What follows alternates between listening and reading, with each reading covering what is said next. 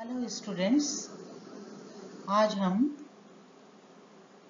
भारत में सार्वजनिक आय के या सार्वजनिक राजस्व के विभिन्न स्रोत कौन कौन से हैं उनके बारे में जानकारी प्राप्त करेंगे। Sources of public revenue in India, ये MCom previous banking and business economics group के पेपर 4 पब्लिक फाइनेंस सार्वजनिक वित्त का जो विषय है उसके अंतर्गत फर्स्ट सेकंड यूनिट में हम सार्वजनिक आय के विभिन्न स्रोतों के बारे में जानकारी प्राप्त करेंगे।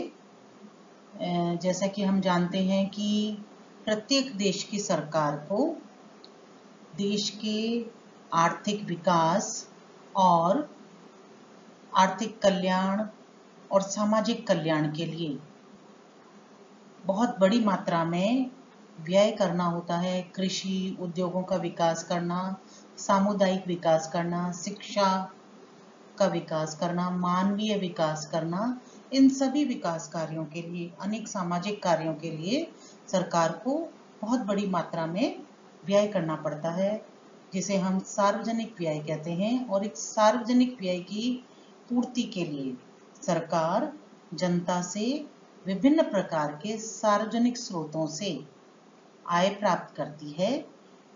सार्वजनिक आय प्राप्त करने के ये विभिन्न स्रोत कौन कौन से हैं, आज हम इनके बारे में जानकारी प्राप्त करेंगे। दो प्रकार के स्रोत हैं जिनसे कि किसी देश की सरकार सार्वजनिक आय प्राप्त करती है। जो सोर्सेज हैं उनको दो भागों में बांटा गया है, tax revenue and non tax revenue, कर आय और गैर कर आय। सबसे पहले हम टैक्स रेवेन्यू के बारे में जानेंगे। कर दो प्रकार के होते हैं, प्रत्यक्ष कर और अप्रत्यक्ष कर, direct tax and indirect tax.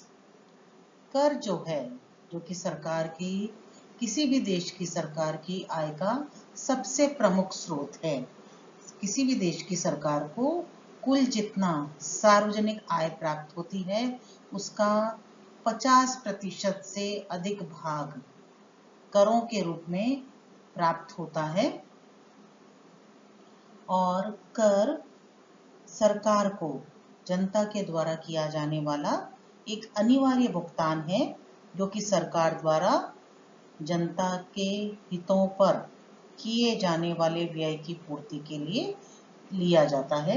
अर्थात सार्वजनिक कल्याण के लिए सरकार के द्वारा जो व्यय किया जाता है उनकी पूर्ति के लिए सरकार जनता पर कर लगाती है, जिसका कि जनता को अनिवार्य रूप से भुगतान करना पड़ता है। अगर जनता कर का भुगतान करने में असमर्थ रहती है या नहीं करती है तो जनता को इसके बदले में जुर्माने का या दंड का भुगतान भी करना पड़ता है। तो कर सरकार के दिया जाने वाला एक अनिवार्य भुगतान है।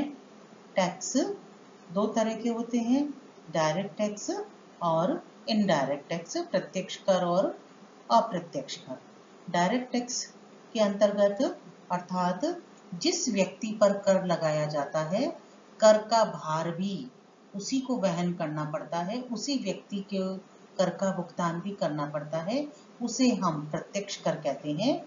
जैसे इनकम टैक्स, संपत्ति कर, उपहार कर, पूंजी लाभ कर, निगम कर, जैसे हम कॉरपोरेट टैक्स कहते हैं, ये सब प्रत्यक्ष कर कहलाते हैं। इनडायरेक्ट टैक्स, अप्रत्यक्ष कर, वे कर होते हैं जिन व्यक्तियों पर लगाया जाता है, वे जब किसी एक व्यक्ति पर लगाया जाता है और उसका भुगतान अन्य व्यक्तियों के द्वारा किया जाता है, उन्हें हम इनडायरेक्ट टैक्स कहते हैं। या जिनके भुगतान का भार अन्य व्यक्तियों पर पड़ता है उन्हें हम इनडायरेक्ट टैक्स कहते हैं।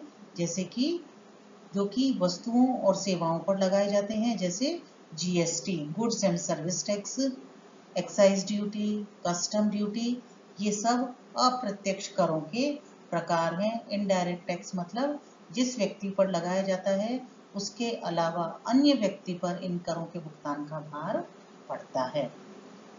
नॉन टैक्स राजस्व के अंतर्गत वे सभी स्रोत या वे सभी सोर्सेज इनकम के, सार्वजनिक आय के, जो कि कर आय के अंतर्गत शामिल नहीं किए जाते हैं, उन्हें हम नॉन टैक्स रेवेन्यू या गैर कर राजस्व आय के में शामिल करते हैं। जैसे फर्स्ट है शुल्क या फीस या लाइसेंस फीस। शुल्क किसे कहते हैं कि जब ये जो सरकार के द्वारा पब्लिक को कुछ सेवाएं प्रदान की जाती हैं, उनके बदले में सरकार जनता से फीस प्राप्त करती है, उसे हम शुल्क कहते हैं। जैसे स्कूल की फीस दिया जाना, कॉलेज की फीस दिया जाना, ये शुल्क के अंतर्गत शामिल किए जाते हैं। इसी प्रकार से लाइसेंस फीस होती है। लाइसेंस फीस तब दी जाती है जब सरकारी प्राधिकरण द्वारा कुछ कार्य करने की अनुमति प्रदान की जाती है। जैसे मोटर वाहनों के लिए रजिस्ट्रेशन फीस है, ऑटोमोबाइल चलाने के लिए परमिट लिया जाता है, उसकी फीस ली जाती है, बंदूक आदि रखने के लिए लाइसेंस फीस का भुगतान करना पड़ता है। इसी प्रकार से वाहन चालक के पास में ड्राइविंग लाइसेंस का होना अनिवार्य है, इसके लिए लाइसेंस फीस ली जाती है। इसी प्रकार से ड्रग्स की या मेडिकल शॉप जो खोली जाती हैं, उसके लिए भी लाइसेंस प्राप्त किए बिना इन दुकानों का संचालन नहीं किया जा सकता है, तो इनके लिए भी सरकार से लाइसेंस प्राप्त किया जाता है, जिसके लिए इसकी सरकार फीस प्राप्त करती है। तो लाइसेंस फीस जो होती है सरकार के द्वारा जब किसी कार्य को करने के लिए अनुमति प्रदान की जाती है, तब उसके बदले में जो फीस ली जाती है उसे हम लाइसेंस फीस कहते हैं। और सरकार के द्वारा जब कोई सेवाएं प्रदान की जाती हैं और उन सेवाओं के बदले में जो कीमत वसूल की जाती है, उसे हम फीस या शुल्क कहते हैं। दूसरा सोर्स है कीमत या व्यापारिक राजस्व। सरकार के द्वारा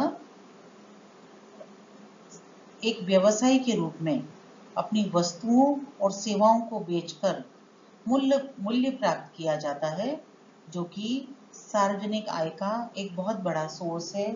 जैसे कि सरकार के द्वारा रेल, डाक तार व्यवस्था, बिजली, पानी या अन्य जो भी पब्लिक यूटिलिटी की सर्विसेज हैं, जब वो जनता को प्रदान की जाती है, तो इसके बदले में सरकार इसकी कीमत वसूल करती है। इसे हम कीमत या व्यापारिक राजस्व के अंतर्गत शामिल करते हैं। सरकार के द्वारा जो रेल या सार्वजनिक परिवहन की जो सेवाएं प्रदान की जाती हैं, बिजली और पानी की सुविधाएं प्रदान की जाती हैं, इनसे जो आय प्राप्त होती है उसे हम कीमत या व्यापारिक राजस्व के अंतर्गत शामिल करते हैं। ये सरकार की आय का कोई बहुत बड़ा सोर्स नहीं है, लेकिन फिर भी इनसे सरकार को सार्वजनिक आय प्राप्त होती है। विशेष निर्धारण, स्पेशल असेसमेंट। जब सरकार के द्वारा कुछ सुधार कार्य किए जाते हैं, जैसे सड़कें बनवाना, लाइटें, सिंचाई सुविधाएं प्रदान करना इत्यादि कार्य किए जाते हैं, तो इससे संपूर्ण समुदाय को लाभ प्राप्त होता है और इन सुधारों के कारण किराए के मूल्य में वृद्धि होती है। इसलिए सरकार खर्चा वसूलने के लिए कुछ विशिष्ट कर लगा देती है। इसे हम विशेष निर्धारण या स्पेशल असेसमेंट कहते हैं। जैसे राष्ट्रीय राजमार्ग का सरकार के द्वारा निर्माण किया जाता है, तो उन राष्ट्रीय राजमार्ग पर प्रयोग करने के लिए हमें टोल टैक्स का भुगतान करना पड़ता है। तो ये भी एक प्रकार का अनिवार्य भुगतान है। अर्थात जो विशेष निर्धारण होते हैं, जो कि सरकार के द्वारा कुछ विशेष कार्य किए जाते हैं, उनकी लागत वसूल करने के लिए सरकार के द्वारा ये विशेष निर्धारण किए जाते हैं। जैसे कि मैंने आपको बताया कि राष्ट्रीय राजमार्ग की सुविधा हमें प्रदान की गई है और उसके बदले में सरकार हमसे टोल टैक्स वसूल करती है। तो ये भी एक विशेष प्रकार का निर्धारण है और ये भी एक अनिवार्य भुगतान है। तो कर भी एक अनिवार्य भुगतान है और विशेष निर्धारण भी एक अनिवार्य भुगतान है। लेकिन कर और विशेष निर्धारण में अंतर क्या है कि कर सार्वजनिक कल्याण के लिए प्रयोग किया जाता है, जबकि विशेष निर्धारण एक विशेष सरकार के द्वारा एक विशेष प्रकार के कार्य के लिए वसूल किया जाता है, उसे हम स्पेशल असेसमेंट कहते हैं और ये भी एक अनिवार्य भुगतान है। नेक्स्ट है जुर्माना, फाइन्स एंड पेनल्टीज। जब सरकार के किसी नियम का उल्लंघन करने पर जुर्माना या दंड लगाया जाता है तो ये भी एक सरकार की आय का स्रोत है, लेकिन ये राजस्व का कोई महत्वपूर्ण स्रोत नहीं है। नेक्स्ट है उपहार और अनुदान, गिफ्ट्स एंड ग्रांट्स। जनता के द्वारा सरकार को किन्हीं विशेष कार्यों को करने के लिए कुछ उपहार या अनुदान प्रदान किए जाते हैं, वो इस श्रेणी के अंतर्गत आते हैं। विशेष रूप से सरकार को किसी आपातकालीन स्थिति में राहत कोष या सुरक्षा कोष में दी गई जो धनराशि होती है वो उपहार और अनुदान के अंतर्गत शामिल किए जाते हैं। जैसे कि वर्तमान में अभी संपूर्ण विश्व कोरोना महामारी से जूझ रहा है, तो इस कोरोना महामारी से जूझने के लिए पीएम केयर फंड की स्थापना की गई है, जिसमें कि जनता के द्वारा स्वेच्छा से अनुदान प्रदान किया जाता है। तो ये भी बाढ़ की स्थिति उत्पन्न हो जाए या अकाल की स्थिति उत्पन्न हो जाए या कहीं पर भूकंप की स्थितियां उत्पन्न हो जाती हैं, तो इन सभी आकस्मिक समस्याओं का या आपदाओं का समाधान करने के लिए या इनका वित्त पोषण करने के लिए जनता के द्वारा इन कोषों में स्वेच्छा से जो दान दिया जाता है वो उपहार और ग्रांट्स की कैटेगरी में या उपहार और अनुदान की श्रेणी में आता है। इससे भी सरकार को सार्वजनिक आय प्राप्त होती है, यद्यपि ये सार्वजनिक आय का कोई बहुत बड़ा स्रोत नहीं है। इसी प्रकार से एक देश की सरकार दूसरे देश की सरकार को अनुदान प्रदान करती है। केंद्र सरकार के द्वारा राज्य सरकारों को अनुदान दिया जाता है, राज्य सरकारों के द्वारा स्थानीय निकायों को अनुदान के रूप में आर्थिक सहायता प्रदान की जाती है, जो कि उनके सार्वजनिक आय का एक प्रमुख स्रोत होते हैं। सरकारी संपत्ति, गवर्नमेंट प्रॉपर्टी, अर्थात जैसे सामुदायिक केंद्र है हमारे यहाँ पर, तो सामुदायिक केंद्र सरकारी संपत्ति है। यदि कोई व्यक्ति अपने निजी कार्यों के लिए इस सामुदायिक केंद्र का प्रयोग करना चाहता है तो उसको सरकार से अनुमति प्राप्त करनी पड़ेगी और इसके लिए सरकार के द्वारा कुछ शुल्क वसूल किया जाता है, जो कि सार्वजनिक संपत्ति पर किराए के रूप में जो आय प्राप्त होती है ये भी सरकार की आय का प्रमुख स्रोत है। इसी प्रकार से सार्वजनिक सरकार के कोई भवन है या खान है या भूमि है, इनका प्रयोग किया जाता है। या सड़क पर यदि हम टेंट वगैरह लगाते हैं इसके लिए हमें सरकार से अनुमति प्राप्त करनी पड़ती है और इसके बदले में हमें सरकार को किराए का भुगतान करना पड़ता है, जो कि सरकार की सार्वजनिक आय का एक प्रमुख स्रोत होता है। नेक्स्ट है 7th है सार्वजनिक उपक्रमों के लाभ। सार्वजनिक उपक्रम मतलब जो सार्वजनिक उद्योग हैं उनसे जो आय प्राप्त होती है सरकार को, वो भी सार्वजनिक आय का एक प्रमुख स्रोत है। सार्वजनिक उपक्रम जैसे भारत के जितने भी नेशनलाइज्ड बैंक हैं, राष्ट्रीयकृत बैंक हैं, इनकी जो आय है, रिजर्व बैंक ऑफ इंडिया की आय, हिंदुस्तान मशीन टूल्स उसकी आय, जिंक स्मेल्टर, राज्य व्यापार निगम इत्यादि जो सार्वजनिक क्षेत्र के उद्योग हैं उनके जो लाभ हैं ये भी सरकार की आय का प्रमुख स्रोत होते हैं। नेक्स्ट है ऋण, बोरोइंग्स।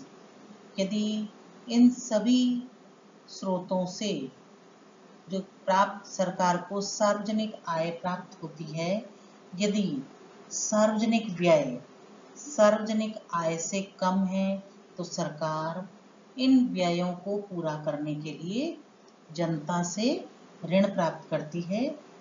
न केवल देश की जनता से ऋण प्राप्त किए जाते हैं, बल्कि विदेशों से भी सरकार ऋण प्राप्त करती है। ये ऋण अल्पकालीन या दीर्घकालीन ऋण हो सकते हैं। सरकार के द्वारा जो बड़ी बड़ी विकास योजनाएं हैं, जैसे जल विद्युत परियोजनाएं इत्यादि, बांध का निर्माण करना, इन सब उद्देश्यों के लिए सरकार के द्वारा विदेशों से ऋण प्राप्त किए जाते हैं, जिन्हें कि बोरोइंग्स के अंतर्गत या सार्वजनिक ऋण के अंतर्गत शामिल किया जाता है।